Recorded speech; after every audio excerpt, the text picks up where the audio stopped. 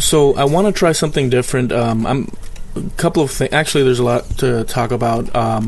I'm batching out here in this video a bunch of items, mostly knickknacks at this stage, because I'm going to be hitting a fair. It's a holiday fair, and I'm going to be going with Javier Unzueta from Javi's Wood Shop, and so he called me up and said, "Hey, we've got this short time.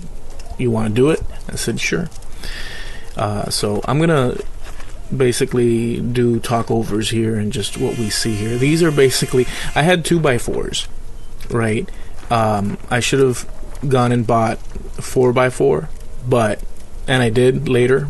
But in this video, I'm here cutting them up. You know how the edges are slightly chamfered?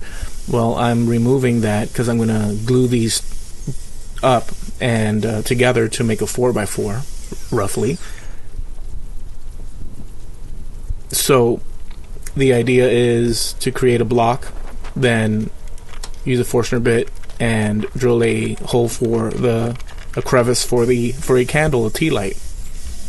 And since it's the holiday season, the park is themed that way. So since it's the holiday season, we'll do a few, at least in this round, holiday themed items. So you see a bunch of blocks here, 2x4s, and I just dabbed a very little amount of glue. I'm batching stuff out, so I just dab a little and smudge it, place them together. And in fact, I didn't even clamp them. As you can see, with clamps, I just stuck them together, and they're rock solid, I'll tell you, after the fact. So that's my little workbench there outside, and you saw that flip top miter station that I have. It goes underneath, and it's just perfect for me with limited space. I do have a lot of space outdoors, but covered space not so much, just that area.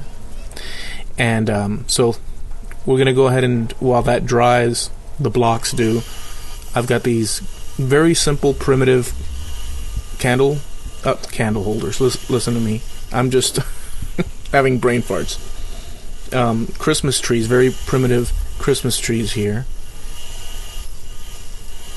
And so yeah, the idea is just to get a bunch of items, and you see the little star on the top. I'll just resaw it so I can get 2 out of that. And it's a little tree with a star on the top. Later on I'll go and paint it. Very simple things that people, when they walk by, "Oh, this is cute, and let me grab that," and let's buy this. Just a simple thing, make it easy for them. Some items, I want to mix it up so that there's a little bit of everything. I don't know what's going to happen, really. I don't know what would sell, what won't sell, to be honest with you. I've never sold at that place. But, given the opportunity, you don't say no. You look forward and attack, the objective to get to where you need to go. So I'm also doing, I guess this is like a little leaf of holly, and we'll cut that out as well, and some other Christmas trees too, because you want to, when you go, you want to have your tables, your setup with a bunch of stuff. You don't want an empty, just like one item on a huge white canvas. You want to have variations, because people have different tastes, and just make it look, like there's different things to choose from, which there will be.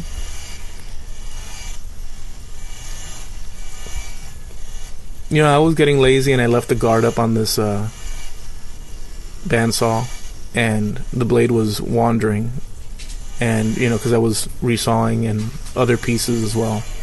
And so I finally lowered it, and I was getting the cuts that I needed from it. And I'm just making more copies of that Christmas tree with the star on top. Just spray painting and just getting that silhouette around it, that outer edge. And that'll make it easy for me to to cut.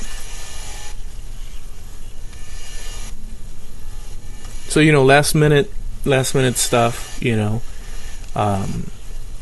I've got boxes of things I've made throughout the years and taken to fairs and flea markets and what you call farmers markets and such. But there's a lot of people going to be here or be there, and so I want to, you know, just have as much as I can make during that time. I did have to stop because I also take care of, oh, there's my dog walking, you can hear him. You know, there's always, it's impossible. Anytime I'm doing audio talkovers, I either get my dog walking, little nails clanking on the wood floor, or an airplane passing by, or whatever. It could be whatever. Just cars, motorcycles, freaking bungee jumping outside, waves, freaking, just everything you could freaking imagine. Okay? And now my dog's scratching. He hears me and he goes right to me. It's just unbelievable. Anyways, these are love signs here, or the word love, and I'm taping them up so that I can scroll saw them. And when I did this the footage, you don't see the end result, because what I did was I cut out the letters and then I added a board to it. But here I just show you the actual letter cut out. And just, it's going to be like a little rustic sign, little, you know, nice little decorative thing to put on a mantle, rustic themed. All of it is rustic themed, actually. Simple, easy to make, and you know, you might get some ideas. Batching stuff out is a great way to do it, you know.